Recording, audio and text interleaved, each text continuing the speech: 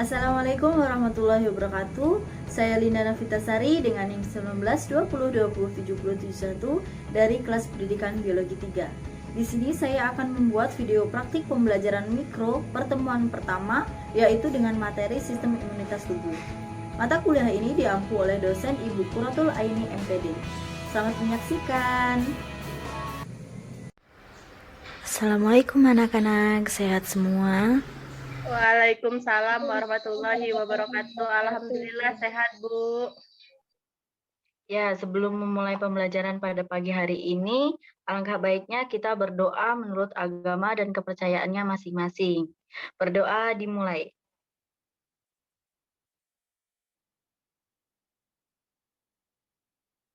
Berdoa selesai. Nah, sebelum memulai materi ini, Ibu akan mengabsen siapa yang tidak hadir pada pagi hari ini. Ukti Darajati ada? Saya, Bu. Kemudian Cindy Citra Rahayu ada? Hadir, Bu. Wahyuni hadir? Hadir, Bu. Kemudian Rangga ada? Sakit, Bu. Oh, sakit ya, oke. Nah, karena untuk mempersingkat waktu, langsung saja Ibu mulai materinya. Pada pagi hari ini kita akan membahas materi yaitu sistem imunitas tubuh. Ini Ibu sudah tampilkan di layar, yaitu mengenai materi sistem imunitas tubuh.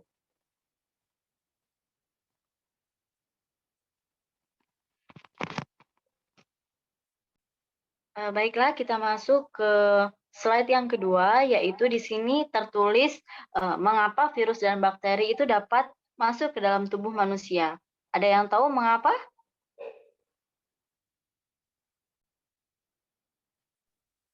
Saya, Bu. Ya, Cindy, coba apa? Virus itu kan sifatnya dia tuh bisa hidup di mana-mana, Bu. Di benda, di makhluk hidup. Jadi dia tuh misalnya di angin, manusia kan bisa berjalan biasa. Ya, nggak apa-apa, Cindy. Gimana? Ulangi. Jadi kan manusia itu kan biasanya di luar rumah. Nah, misalnya terkena angin, yang itu kan misalnya ada virus, Bu. Jadi dia bisa masuk ke tubuh makhluk hidup tersebut. Ya, benar sekali jawaban Cindy. Terima kasih, Nak, atas jawabannya. Jawabannya sangat memuaskan dan cukup bagus. Berikan tepuk tangan kepada Cindy karena jawabannya sudah benar. Nah, mengapa virus dan bakteri ini dapat masuk ke dalam tubuh manusia? Pada dasarnya, virus ini merupakan mikroba yang tidak dapat hidup apabila tidak menempel pada inangnya. Nah, inangnya ini bisa saja seperti manusia, hewan, atau makhluk hidup lainnya. Selain itu juga karena virus ini berukuran sangat kecil sehingga ia mudah masuk ke dalam tubuh manusia. Berbagai macam cara yang dilakukan virus dan bakteri ini untuk masuk ke dalam inangnya atau ke dalam tubuh manusia. Nah, salah satunya itu karena udara di sekitar kita ini sudah terkontaminasi oleh virus dan bakteri.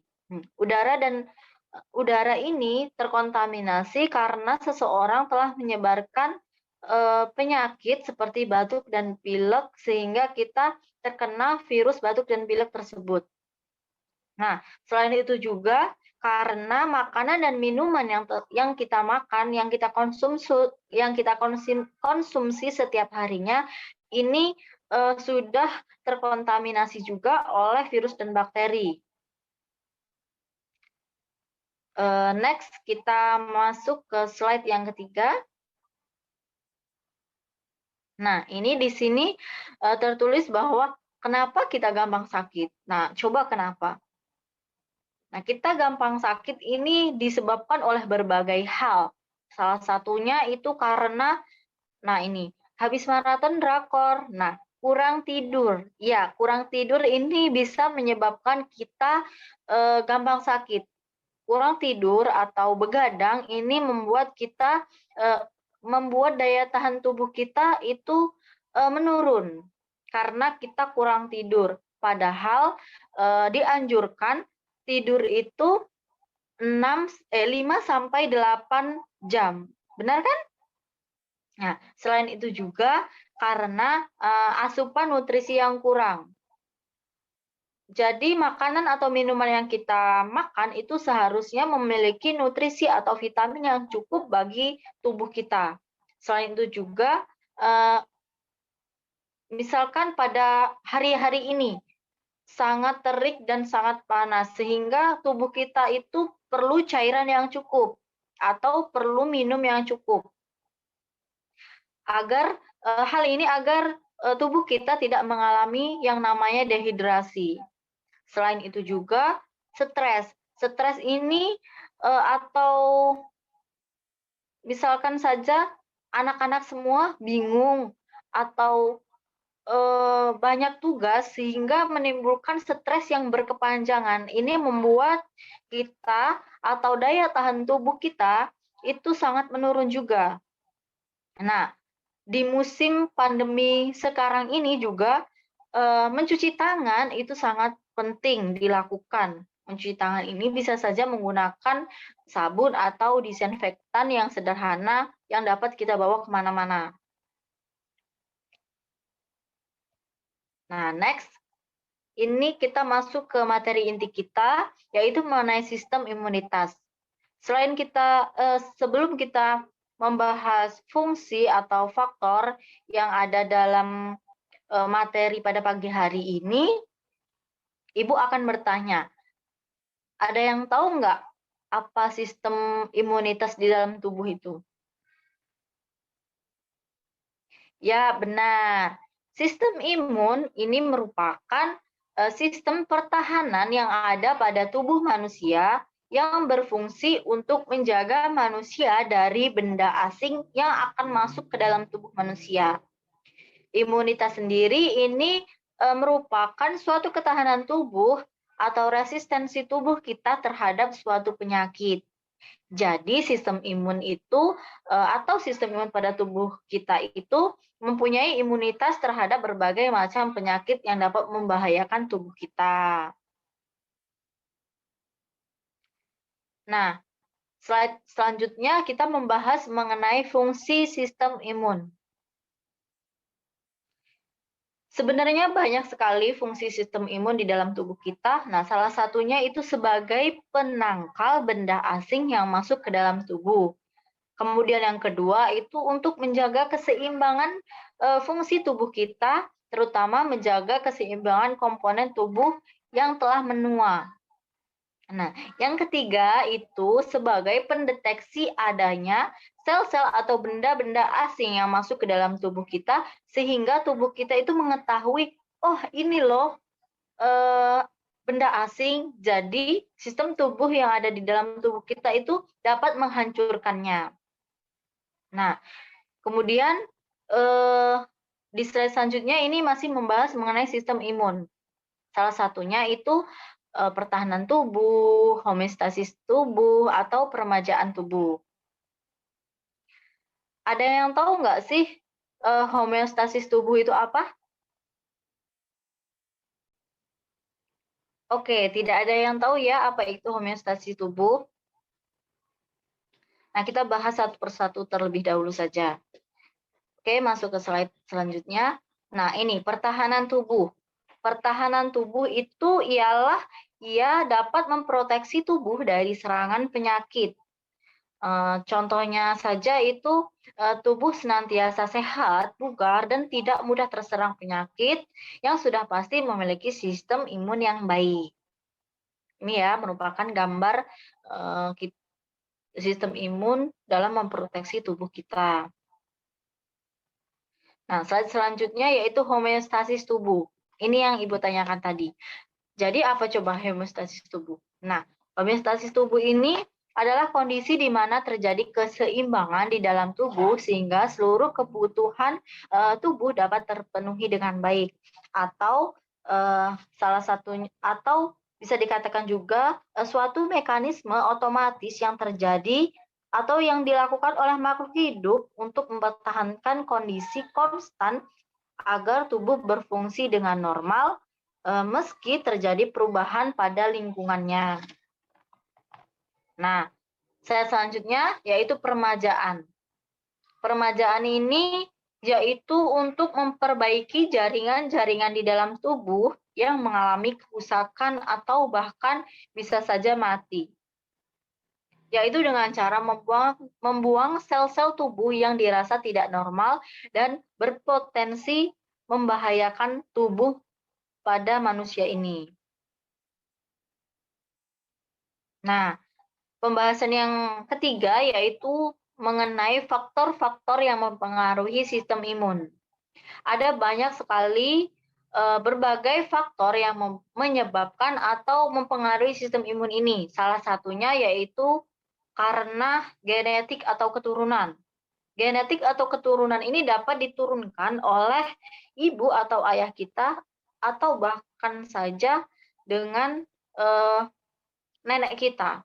Jadi misalkan saja ibu kita terkena asma atau jantung, bisa saja nanti keturunannya atau anak-anaknya itu juga mengalami penyakit yang sama, yaitu asma dan jantung. Kemudian juga lingkungan. Lingkungan yang tidak bersih atau mungkin di perumahan yang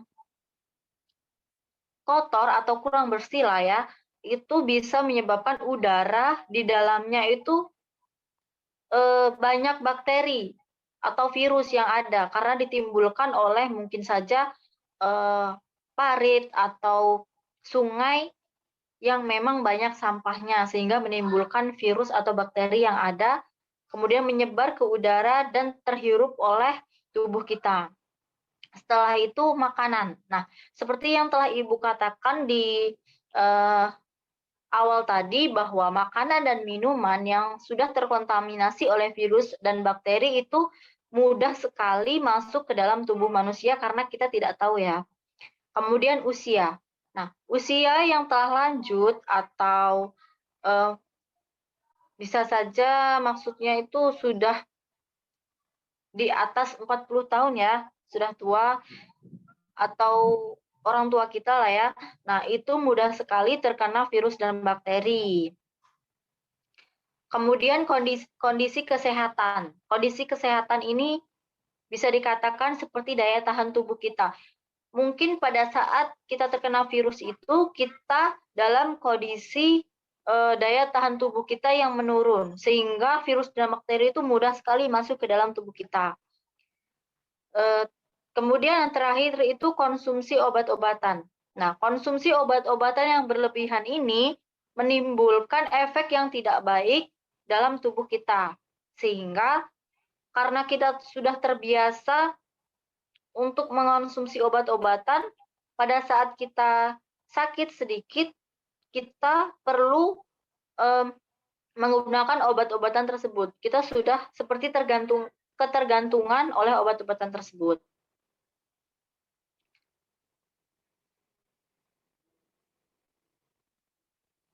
Nah, sudah selesai. Anak yang masih belum paham atau ingin bertanya tentang materi sistem imunitas ini,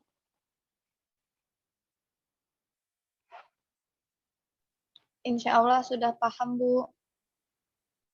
nah, jika sudah paham, Ibu akan menyimpulkan sedikit mengenai materi sistem imunitas ini.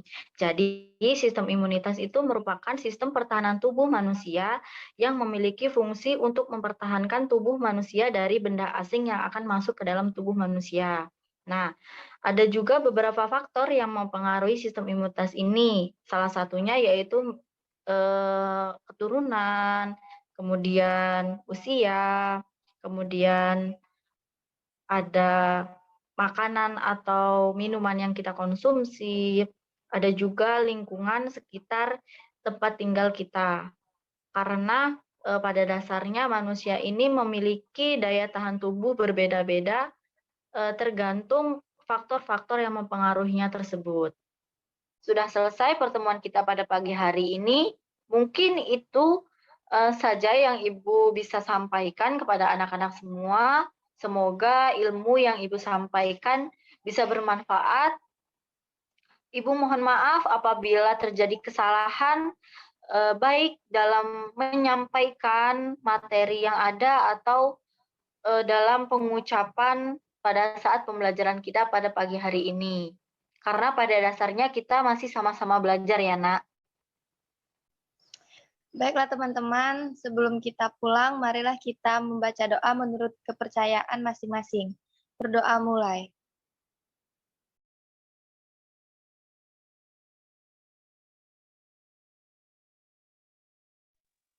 Doa selesai. Oke, Ibu akhiri pertemuan kita pada pagi. Assalamualaikum warahmatullahi wabarakatuh.